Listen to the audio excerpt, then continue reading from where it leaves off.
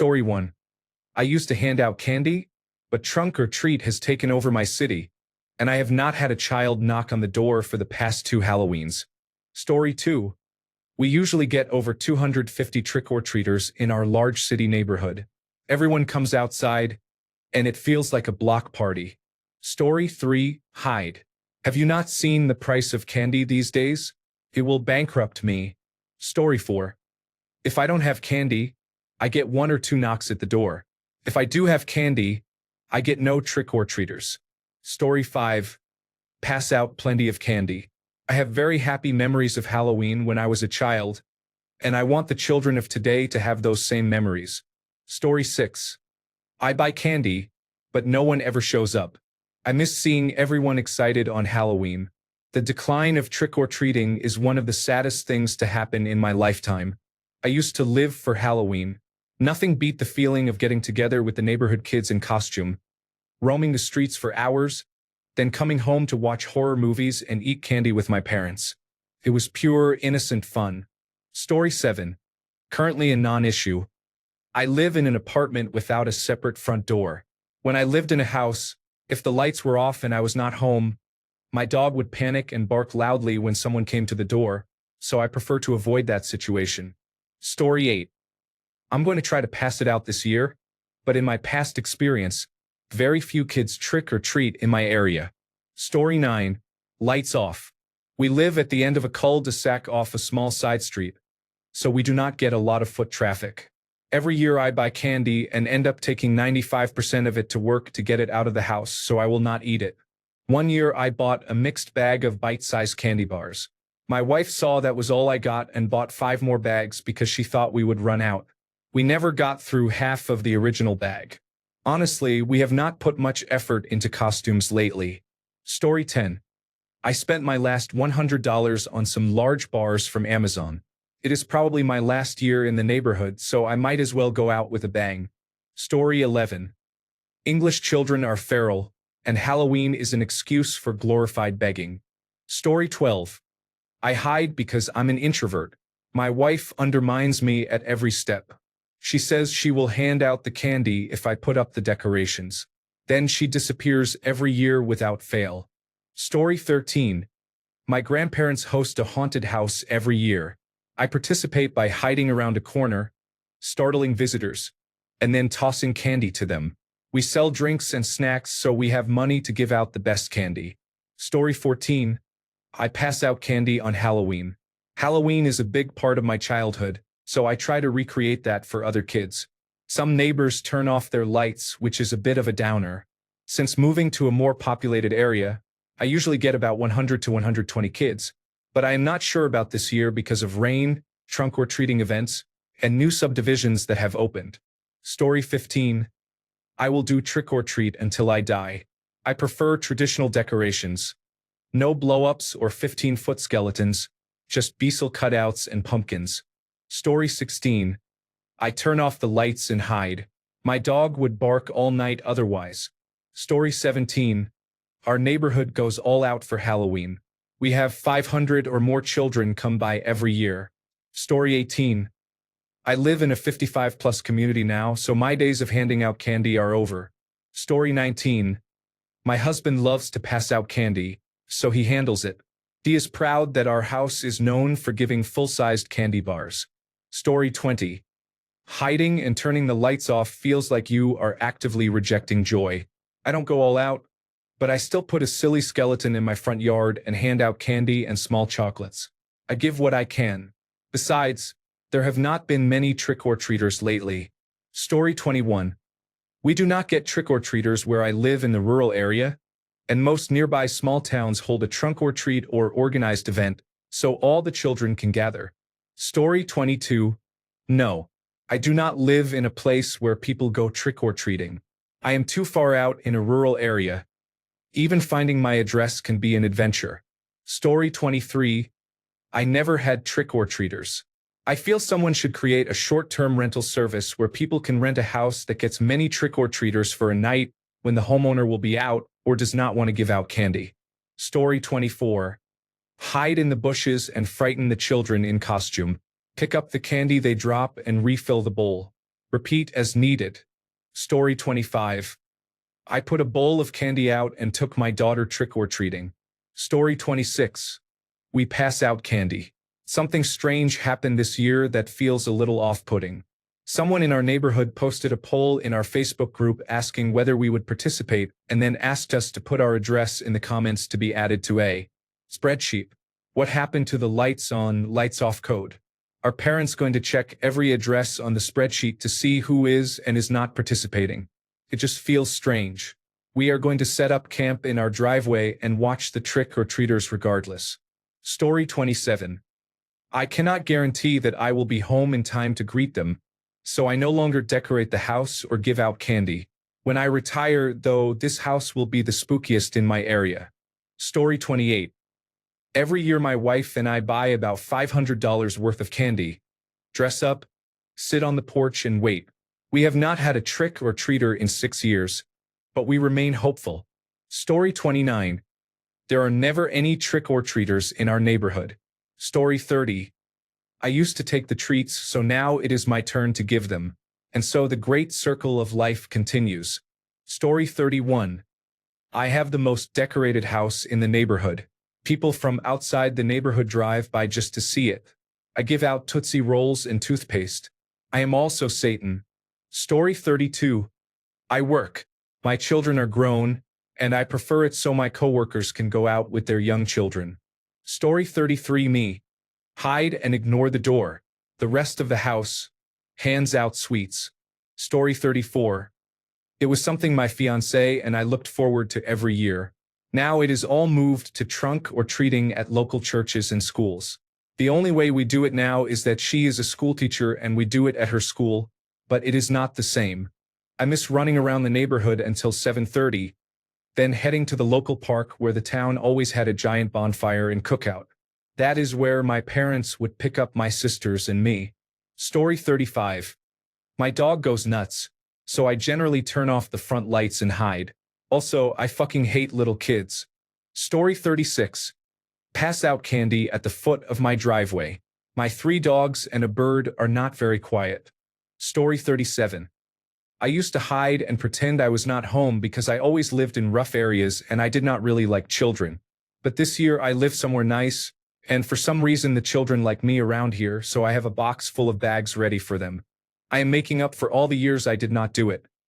Full-size chocolate bars, sweets, temporary tattoos, snap bracelets, a fidget toy, and stickers. Story 38. I hide. My husband goes to bed at 6 in the evening. Cannot have the dogs barking. I am too old, in my 40s and laughing out loud, to sit outside in the cold. Story 39. When I was growing up in Australia, Halloween was never really a thing, although we saw it on American television. Over the last couple of decades, shops have pushed it and it has become increasingly popular. I do not want to take part. Maybe I would feel differently if I had children, but I do not. I just want to spend the evening in peace and avoid the dogs barking all night because the doorbell keeps ringing. I am not being an ogre. I do not mind children having fun. I just want them to go to houses that are clearly taking part with decorations and displays rather than trying their luck at every house. It is not a matter of leaving the porch lights off as a signal either, because it is the middle of spring here and it does not get dark until 8 o'clock, so you cannot even see the porch lights. Story 40. I bought my house in 2021. I expected trick-or-treaters and bought a lot of candy, but no one showed up and I ended up eating it all. Now I make sure the outside lights are off. Story 41. No, we don't have kids. And have you seen the price of a bag of candy these days? Story 42. The candy is outrageously expensive this year. I cannot afford to give it away. Story 43. We pass out treats. I stopped giving candy, so this year I bought small skulls filled with toys. Last year we gave rubber ducks. I am trying to be the house that everyone says you have to go to. Story 44. I have young children, so we take them trick-or-treating. We usually leave a bowl of candy outside for visiting children, but someone stole my bowl and my garden hose, so there will be no candy this year. Story 45. There are 2 reasons. First, the constant knocking on the door would stress my dog, which would in turn stress me. Second, I work in retail, and holidays in general have become rather negative for me. I would rather turn off all the lights, curl up in my chair, and play video games. Story 46. I turn the lights off. I don't feel like getting up every few minutes to hand out expensive candy to children I don't know. Story 47. I do not hide, but I do not answer the door. We sit, watch movies, and eat candy. Story 48. I hide and turn off the lights. I would like to hand out candy, but unfortunately I have had experiences that put me off. Mostly entitlement. People pounding on the door too hard, rattling the door handle if I do not come quickly enough, then running off without saying thank you. The last straw was a man of about 48 who knocked on my door with one small child. The child glanced up at me before running to the next house. The father told me he had two other children who were not there. He looked me in the eye, held out his hand, and said, "Two more, please." What on earth? Why should I give out sweets to children I have not even seen? It is meant to be a small bit of fun for adults too. You were supposed to see little children dressed up and enjoying themselves, then give them sweets and watch them smile. Being expected to hand them over without the children coming to greet me was rude. I also had two teenage boys taller than me knock on the door and ask for candy. I did not have any left. One of them asked if he could have a kiss instead. No. Story 49. Our neighborhood never gets any trick-or-treaters. We live in a fairly out-of-the-way area with mostly older residents. We go to my brother-in-law and hand out candy at his house. He usually gets a couple hundred visitors and goes all out every year. Story 50. I keep my house dark now because there are few children left in the neighborhood, and with the advent of trunk or treat, parents use that event instead of taking children all over town. Story 51. I hand out candy. It's an easy way to give people a little more joy, see lots of neat costumes, and eat the leftovers. Story 52. I bought $500 worth of candy this year and hope to have at least 150 to 200 trick-or-treaters. I love the family costumes. Story 53. We hand out candy, take a light dose of mushrooms, and drink beer on the lawn with the neighbors. Good times. Story 54. I feel like this has changed. It used to be that passing out candy was an important part of keeping an eye on the neighborhood and everyone's kids because many children would go trick-or-treating by themselves in groups of friends or siblings. That was fine. It was an exciting thing for kids to do, and everyone was on the same page about watching out for them while letting them have their night. Over the last 10 years, however, it feels much more structured. Parents drive around, go to every house with their kids, take their candy to save for later, and make sure their costumes are perfect. Feels more like helicopter parenting and less fun. I used to give out candy. Now I leave a bowl outside. Does anyone else feel this way? Story 55. We still give out candy. Trick-or-treating is one of the highlights of my childhood, and I waited a long time to be the cool house with cans of soda, comic books, and other treats. I am not going to let the tradition die because of trunk-or-treat nonsense. Luckily, we still get many children in the neighborhood. We also keep tallies and costume lists to compare with friends. It is a blast. Story 56. I pass out candy because I would rather treat than trick. Story 57. I live in a neighborhood that goes all out for Halloween. Realtors warn people who buy houses to expect thousands of trick-or-treaters. The city shuts down traffic from 4 to 10 p.m. in the neighborhood. This year, I saw requests for crowdfunding to help residents pay for candy. It's a wild scene. Story 58. I love handing out candy, but our neighborhood does not. Only about 10 homes out of hundreds participate. I help with trunk-or-treat events, and this year I will take my children to one on Halloween. The last 4 years going door to door have been depressing. Story 59. COVID-19 completely changed trick-or-treating. Everything is now set up as events. The school hosts a trunk-or-treat, as do several churches and organizations. We never got trick-or-treaters because we live on the outskirts of the city, semi-rural. On Halloween night, I would drive into the city and park. My children would scramble off with their friends, and I would go downtown with my pop-up chair, sit on a corner, and hand out candy. It was like a ghost town. I would always end up with at least 1/4 of the bag left, And that was with me dipping in and raiding the peanut butter cups and Kit Kats. Pre-COVID-19, we would walk around, and my children would have to take a break to dump their bags because they got so full. We had Halloween candy that lasted until Easter, and we would skip Easter candy and just buy the children new bikes from the Easter Bunny. Everything has gone to shit. I am glad that my children at least got to experience some of the best parts of my childhood before they disappeared. Holidays, malls, riding bikes, playgrounds. Story 60. Even though my children are grown, I still pass out candy. I do it because I am a good neighbor and I have wonderful memories of taking my own children around on Halloween, and I love providing that experience to other young parents. Story 61. Only big bars over here. What the heck is trunk or treat? In my neighborhood, almost everyone decorates. There are tons of kids. Story 62. I close the front shades, leave the porch light off, and watch a horror movie. I cannot trust myself around large quantities of candy, and I have type 2 diabetes, so it is better if I do not. Story 63. I cannot turn off the porch light because all the lights in the neighborhood are automatic, so I put up a sign that says I do not have candy. I do not really like children, and knocking or the doorbell ringing makes my dog bark loudly. Basically, I am a hermit who wants to be left alone. Story 64. I do not like children or candy, so I play video games with my headphones set to maximum volume. Story 65. Lights off. No candy. I live in my house to be at peace. I do not want to know my neighbors. I will wave as I drive by, but that is it. Story 66. I want to pass out candy, but no one has been walking around since 2019. Story 67. During my first year in my apartment, I left the lights on for kids to come trick or treat. I did not get a single knock, so these days I do not bother buying candy. Story 68. I buy a lot of candy to hand out, but fewer children come by. Story 69.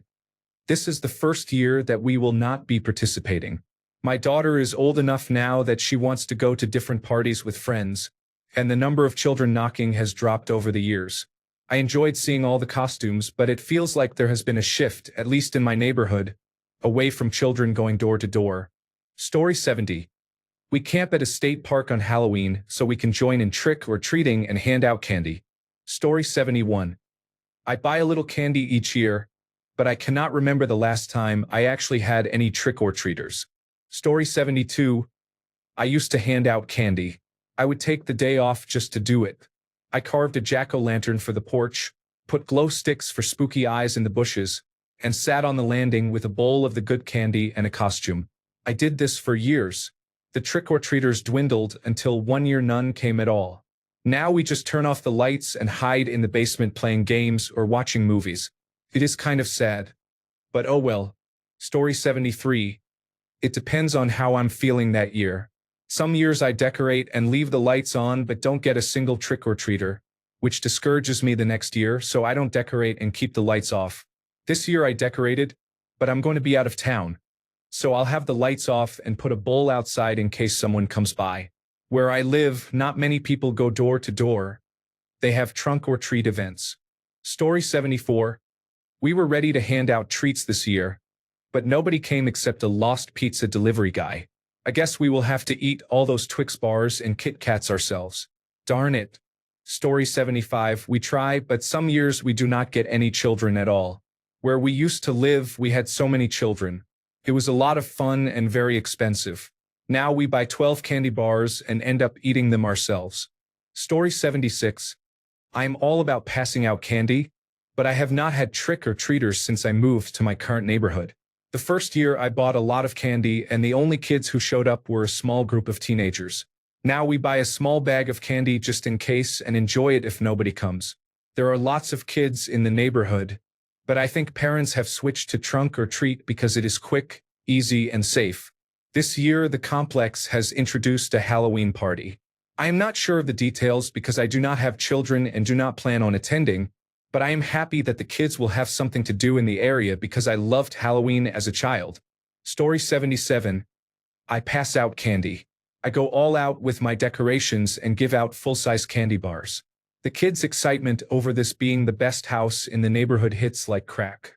We have many young families and children nearby, so it's fun to be part of. Story 78. Passing out candy on Halloween was one of the things I looked forward to most when I bought a house. I am a bit sad that I will be out of town this year. Story 79. I hand out candy when I am feeling up to it. I have severe seasonal depression this time of year, so it depends on whether it is a good day. Story 80. We trick or treat elsewhere, but I leave a bowl out. My husband does not like it because he thinks one child will take it all. I do not care. I do not want the candy. Story 81. We receive at least 200 to 400 children each year. It varies with the day Halloween falls on and the weather, but we are always busy and never have enough. Story 82. We used to leave out candy for anyone to grab. Nothing ever got taken. I am not going to spend the money this year. Story 83. I used to pass it out, but now I take my kids out, so I just leave a bowl out. Story 84. No, I buy bags of Halloween candy and sit alone in the darkness smoking from a bong and eating them. Story 85. I only had 3 trick-or-treaters last year, so there was more leftover candy for me. Story 86. We put a bowl out front filled with candy when we go trick-or-treating with our kids. Story 87.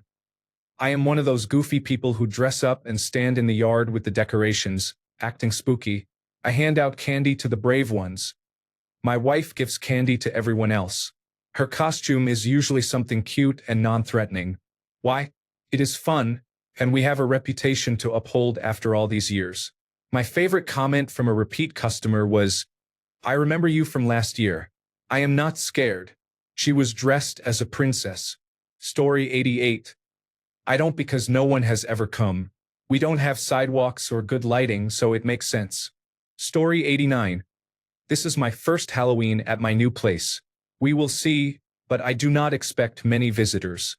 I also do not have any decorations up. Story 90. I live in a suburb of modest homes with many children, so I will be passing out candy. I was also camping in a large state park campground last Saturday, and at 5 p.m. they held a trick-or-treat walk. There must have been a couple of hundred children in costumes. I did not know about it and did not have any candy. Turns out most public campgrounds in my area do something like this on a Saturday right before or on Halloween. Story 91. Our neighborhood has always been unpleasant, so I take my children to visit friends. I leave a table on my porch with candy and always come home to find the bowl half empty. There are not enough children to explain so much missing candy. It is disappointing. Story 92. I am definitely the holiday Grinch in my house. If it were just me, I would turn the lights off, but my wife and children love everything about Halloween and all the holidays, so I share in their enjoyment. Story 93. In my neighborhood, we might get 10 to 15 kids. My mom used to give out candy. One year she gave out 2-pack Oreos, but we had a lot left, so she stopped. I think other neighbors eventually stopped giving out candy. Story 94. I tried to hand out candy, but no one came, so I left a big bowl outside and about 3 children shared it. Story 95. We get candy, but no one ever comes, so I eat it while I watch scary movies. Story 96. In my old neighborhood, the entire community was involved. Houses were decorated and there were contests to see who did it best. The local pool handed out small gift bags for children, and everyone walked the streets to get candy. I moved to a new neighborhood in 2016.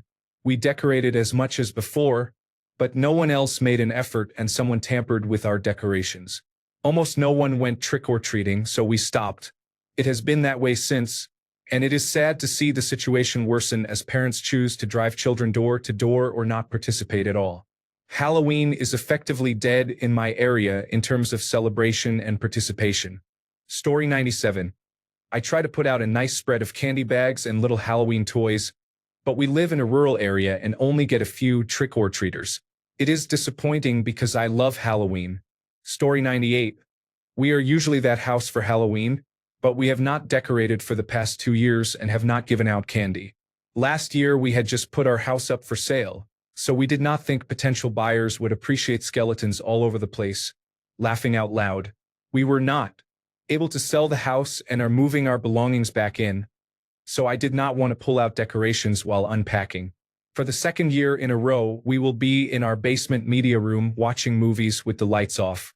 Also, the number of children in our neighborhood seems to have dwindled. Story 99. If any children come to my door, they are already trespassing on my neighbor's private road in the semi-rural Blue Ridge Mountains to reach my house. They will definitely receive a box of Little Debbie snack cakes. Story 100. I went through a little more than 4 bags of Costco candy, then shut it down to visit the main attraction one street over. Story 101. I leave a bowl out. I'm curious whether 1 or 2 kids are taking all the candy or if I actually get a good amount here. Laughing out loud. Story 102. I have legitimately had coronavirus disease 2019 twice on Halloween, so we put a note on the door about isolation and related precautions. I feel it has probably been too long since I had the illness to use that excuse again. Story 103. We do, but the last busy Halloween on our street was a few years ago. I guess all those kids are growing up. Story 104. I stopped preparing for trick-or-treaters because none have come to the door at any of the last 4 houses I've lived in during the past 13 years. I'm glad to be out of it. Have you seen how expensive candy is now? Story 105. We have not handed out candy in the last few years. My husband and I have grown tired of answering the door to hand out candy. We do not get many children anyway, maybe 10 in 3 hours. Story 106. I am one of those Halloween houses. I usually project video onto the whole house and deploy a sound system with a frequency modulation radio. We hand out candy and alternatives like toys and potatoes, and we are usually the home base for our friends. Parents can hang out, have a drink, let the older kids roam, or have a place to warm up, use the restroom and fix costumes.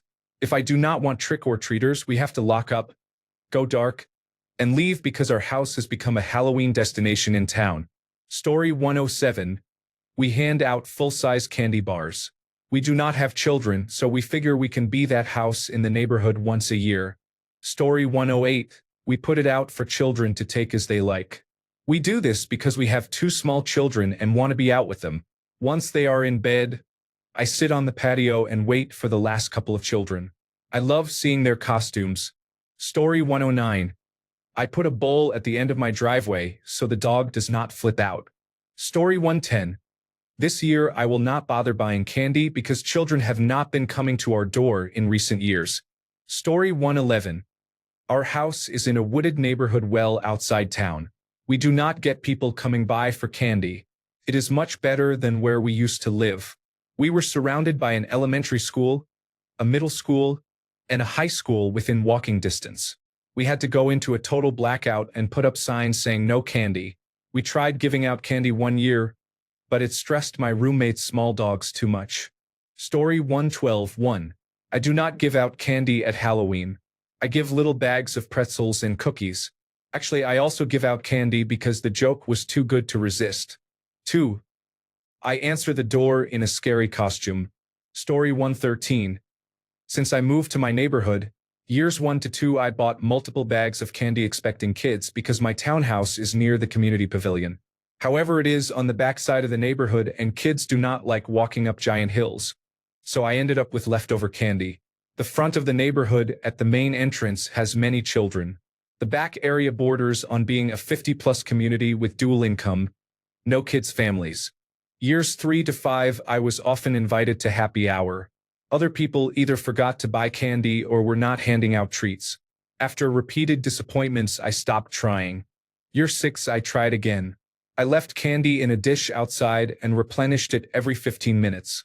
My door camera did not record any visitors, and as far as I know nobody came. It was probably close to freezing that night and it had rained earlier in the day, so people likely did not want to walk in that weather. Year 7, the COVID-19 pandemic reduced trick-or-treating. In subsequent years I traveled frequently, sometimes by choice and sometimes for work. In summary, after multiple attempts over the past decade, I gave up. Story 114. We used to hand out candy, but now we turn off the lights and hide. Trick-or-treating feels different. Kids barely say hello and do not seem to be having any fun. Maybe I am just getting older, but the vibe is off. I lived in St. Louis for a while and it was really fun. Kids there would tell the silliest dad jokes to get their candy. It was social, funny, and lively. I wish that would catch on. Story 115. We do not really get trick-or-treaters where I live. I have seen them once in the past 7 years. They had all arranged which boats to visit beforehand. Story 116. I have lived on my own for about a decade and have never had a child ask about candy. I keep some in the house on Halloween just in case, but it has never happened. Story 117. We have 3 children between 6 and 12, so we will be trick-or-treating with the 2 youngest. The oldest is with friends. We will leave a bowl of candy out until we return, then hand out candy. Halloween is one of my favorites, and our neighborhood gets busy on Halloween night.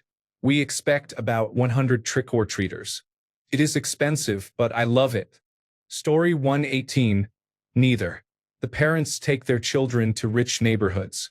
Story 119.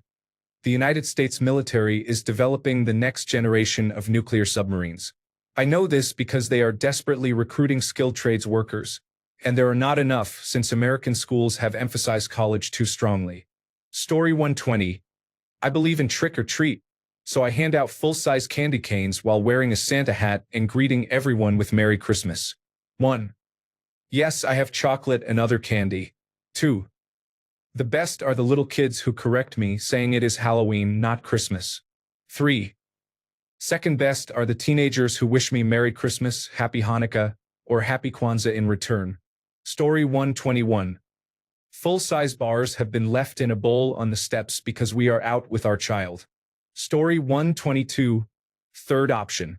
I go around houses with buckets and dump them all in my backpack. Story 123. Neither. If there are trick-or-treaters in my town, which is unlikely because it is not common in France, they certainly do not come to the poor neighborhood where I live, ring the 2 intercoms of my building, take the elevator if it works to the top floor, and ring at the door hidden around the corner. I have had children ring once in the past 20 years. That was in a previous apartment. They lived in the same building. Judging by their costumes, it was probably a last-minute whim. Here, not once. Story 124. We try to pass out candy, but our road is poorly lit and on a hill, so 90% of people go the other way at the intersection down the street from us. It is disheartening to sit outside and see people notice you and consciously decide you are not worth walking 3 houses for. Story 125. I hide but watch all the kids with their wonderful costumes and excitement. I hide because I have depression. Story 126. I used to live in a smaller apartment complex with many children ages 3 to 13. My wife handed out candy because I usually worked on Halloween. A few years ago, families began taking their children to nearby neighborhoods with houses and more to offer. So we started turning off our lights and leaving a polite note saying we had no candy and asking visitors not to knock. We now live in a much larger complex, and because I am affected by the government shutdown, we will continue keeping the lights off and leaving a polite note that we have no candy and to please not knock. It is disappointing because we feel bad for the children and for not being able to participate, but we simply cannot afford any extras. Story 127. We live down a dirt road with no houses nearby. No one comes to our house. Story 128. I have had one trick-or-treater knock on my door in about a decade. It is not a busy area. A few years ago, I was dog-sitting for my sister and did not think about Halloween. The doorbell rang. I was in the front room, panicked, hid, and could hear them yelling that they knew I was in there. Since then, I have kept an emergency bag just in case. Story 129. I used to hand out candy when I lived in a house. Now that I live in an apartment, children rarely come by, so I no longer do. Story 130. Trick-or-treating does not seem as popular these days, at least in my area, but we still get a handful every year, so I always buy a bag or 2 of candy. I enjoy seeing all the children in their little costumes. At 10 p.m., the porch light is turned off. A scary movie begins, and I enjoy any leftover candy with a glass of wine. Story 131. We do both. We place a Halloween character at the end of the driveway with candy, then turn off the lights. The reason is that our dog suffers from anxiety, and we prefer that she not be upset by all the children. Story 132. It used to be better, but the neighborhood has gone downhill. The kids behave badly now. They trample decorations while fighting to get to the door, grab huge handfuls or the entire bowl of candy if it is unattended. And recently I have seen many older kids who do not even dress up for Halloween. I am not handing out candy to 8th graders and high school freshmen who cannot even bother to put on a cheap costume. Story 133. The cost of candy has me out. Turn off the lights and hide. Story 134. I cannot stand people knocking on my door and begging for things.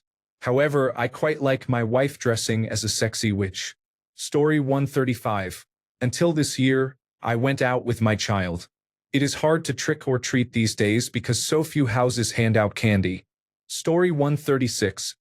We leave a tub of sweets outside our door because we are out with our 2 young children and cannot hand them out. Story 137. When I had a house, I gave away full-size items. Now I live in an apartment with no children visiting. Story 138. Neither. I have lived in the same apartment for over 10 years now. I have never had any children trick-or-treating. Story 139. I would, but I am on the wrong side of the main road through town. That road has too much traffic for children to cross, so the parents keep them on the north side. I usually just go out to a movie. Story 140. I love dressing up and handing out candy. We do not get enough trick-or-treaters to justify staying home, so we are going out this year. Story 141. I do not normally, and I definitely will not this year, since I am out of work and cannot afford it. Story 142. Lights off and hide. We live on a cul-de-sac that no one finds, so we get very few trick-or-treaters. Even when we hand out candy, our dogs go crazy at the doorbell. It is easier on everyone to shut off the lights and watch Rocky Horror, so that has become our Halloween tradition. Story 143. Halloween is my favorite holiday, and ever since I moved into a neighborhood that does trick-or-treating, I look forward to doing my part to carry on the tradition and hand out candy. There was a trunk-or-treat a week ago, but it was small. During my first few years here, we had a good trick-or-treat turnout. Story 144. Place a bowl of candy on a table outside and let them help themselves. Story 145. In the first year I lived in this house, I put out a large basket of candy with a "Take one piece" sign. 15 minutes later, it was not just empty. Someone had stolen the basket. No candy for anyone now. Story 146. I lived in a very remote house in the mountains for over a decade. A few years ago, I moved into a neighborhood and was excited to hand out candy to trick-or-treaters. In the 2 Halloweens since I moved, I've had 4 trick-or-treaters. This year my plan is to buy a handful of full-size Snickers. If any show up, they get full bars. Story 147. I leave a basket of candy in front of my door while we go trick-or-treating in the fancy neighborhood that gives out large candy bars. Story 148. I moved into a new place. I bought candy for the first 3 years, but no one came. In the 4th year, the lights were off. Story 149. Hide and turn off the lights. Our houses are so far apart. We just aren't a good street to trick or treat on. I don't really feel like handing out candy once or twice a night, making the dogs go crazy, and being sad that there aren't more children stopping by. Story 150. In 2023, 1,800 children came to the door. In 2024, that jumped to 2,500. This year, the police department is projecting more than 3,000. I am out of candy after shopping. Story 151. We put a small bowl on the steps when we take our daughter trick-or-treating. After about an hour, she gets tired and rides on my shoulders as we walk home. Then she sits on the porch and hands out candy with my wife. I think she enjoys handing out candy more than walking around and knocking on doors. Story 152. We have been going out with the kids, who are 4 and 6 years old, with the lights turned off, of course. This year, someone has to stay home with the infant, so we will be passing out candy. Story 153.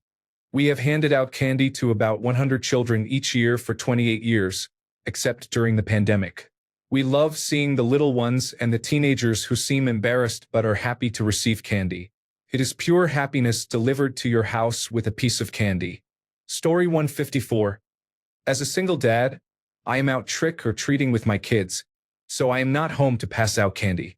When my kids are too old to trick or treat or for me to chaperone, I repay the years of collecting treats by handing out candy. Story 155. We set up a photo booth on the front lawn for the children to use. It is a simple setup. Step on the pedal inside the giant inflatable camera. It snaps 3 photos and prints 2 copies. When we started, about 20 children used it. Last year, 9 years in, the computer recorded 197 uses, plus or minus 2 test prints. It has helped neighbors meet and build a community in my town. Halloween is great, and families and friends should enjoy it. Story 156. My street has no children. After 5 years of eating a pile of candy, we gave up. Story 157. I am a little disappointed that there is no trick or treat tradition in my building. If we all cooperated, it would be 300 closely packed doors to knock on. Story 158. I considered handing out candy, but there are hardly any kids in the area, and each year seems to have fewer trick-or-treaters. I plan to buy some treats for myself and enjoy them as I sit on the couch and watch the monkeys. Story 159. I used to pass out candy, but the number of trick-or-treaters dwindled as the years went by. Now they have trunk or treat, which I think is much safer. Story 160. I still decorate, but handing out candy isn't really an option since I live in an apartment with a shared lobby, and families with children do not trick-or-treat in this part of the neighborhood. Story 161. Candy, Pokemon singles, and 3-dimensional printed mini pumpkins, cats, ghosts, and witch hats. They get to choose. Story 162. When I bought my first house, one of the things I was most excited about was passing out candy on Halloween. Trick-or-treating was a wonderful part of my childhood, and it is very rewarding to take on this new role. I have spent the last few years accompanying my children through the neighborhood, and once they are old enough to go alone, I will happily return to my front door on Halloween. Story 163. We keep to the old ways at my house.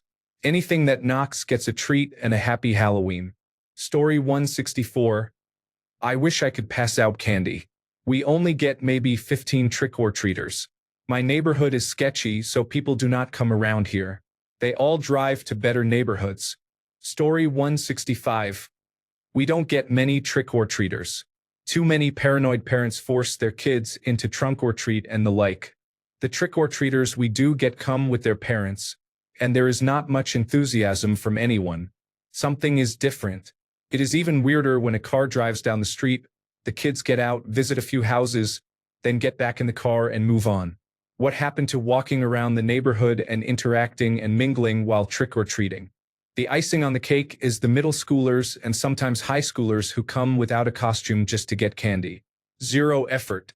When I handed out candy, I usually closed down by 7 or 8 because I had no interest in giving candy to people who were just out for a handout. Back in the 1970s and 1980s, Halloween night was amazing. There were kids of all ages all over the neighborhood. We went out by ourselves by the time we were 6 or 7, with no parents tagging along. It was very much like what you see in films such as Hocus Pocus. Kids of all ages running around the streets, going house to house. I stopped trick-or-treating at about age 12 because I felt too old and the magic was gone. It just felt like going out for free candy rather than for the fun of Halloween. So it felt awkward. Story 166. My children are trick-or-treat age. Our neighborhood's trick-or-treat period is always 2 hours. I have since learned that other areas do full-day Halloween trick-or-treat, but our town does not, which I find amusing. We put out a bucket of candy, take the children around the neighborhood for the first hour, and then stand in the driveway to hand out candy for the remainder of the time. Story 167. I just don't cut the grass and watch the stupid kids walk past the window. Nobody lives there, even with all the lights on. Story 168. I would hand out candy, but I live on the 2nd floor of an apartment building. There are no kids in the building, and the neighborhood rarely gets trick-or-treaters. I always have candy on hand for it, but I never have anyone to give it to. Story 169.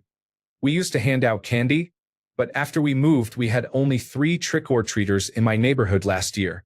I gave each of them about 2 handfuls of candy, so we are skipping it this year. Story 170. My neighborhood does not have sidewalks, so we never get anyone. Story 171. I miss living in a neighborhood where children trick or treat.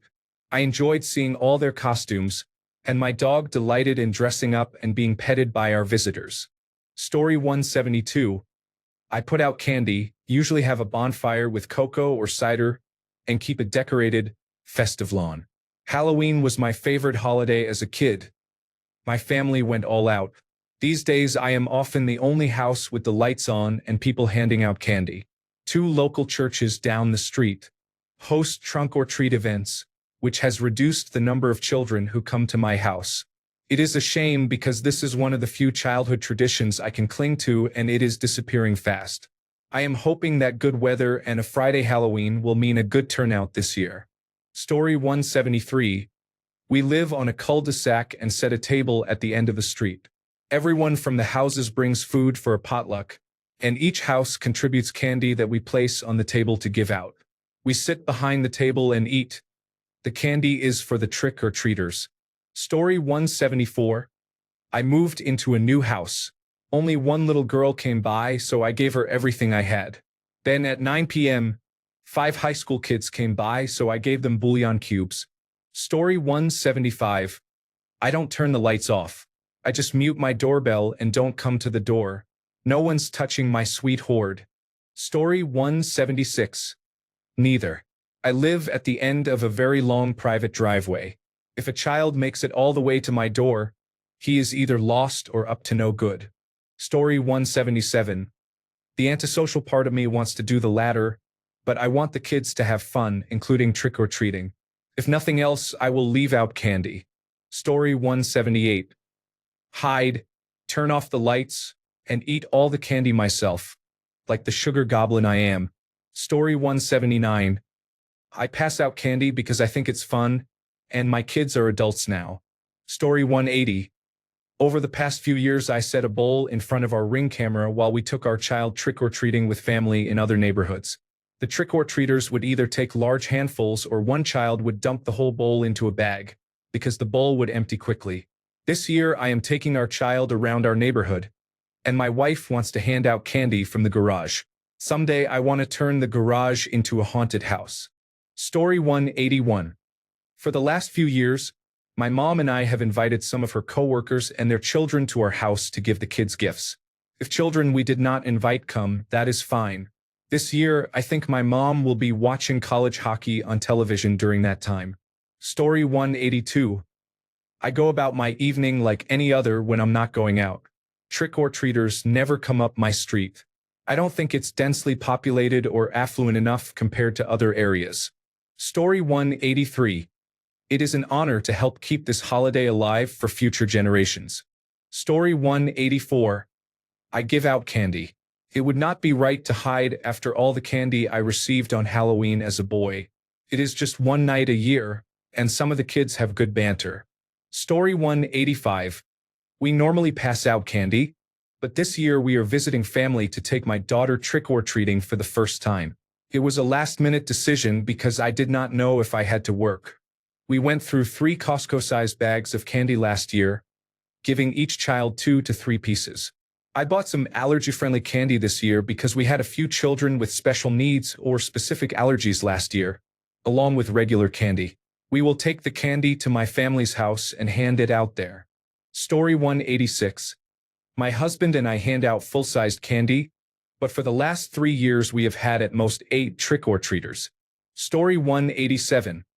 We have a Main Street monster walk in the early evening, when businesses pass out candy.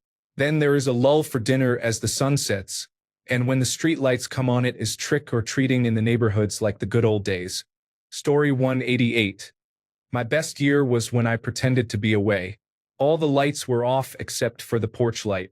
Under the porch light was a cauldron of candy filled to the brim, a small sign that read 1 piece per person, and me hiding in a cardboard coffin I had decorated.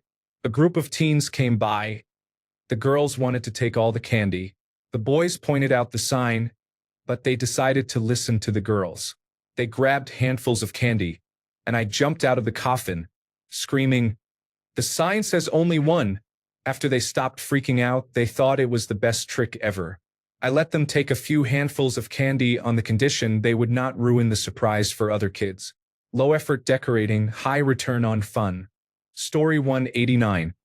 An elderly woman in my neighborhood dressed up as a witch and answered the door when we knocked. She was terrifying and beckoned us into her kitchen, saying she had special treats for us. She put on an oven mitt and pulled a pan out of the oven. It was full of large bones. My younger brother screamed and ran out of the house. We teased him about it for years. Story 190. I would love nothing more than to see trick-or-treaters. It used to be a nice community bonding event where we met our neighbors. Now I live in a tower block, and it is mostly middle-aged people who tend not to go trick-or-treating. Story 191. Hand out candy. Growing up, one of the ways I knew I was finally a successful adult was when I could afford to give out full-size candy bars at Halloween. Yes, we are that house in the neighborhood.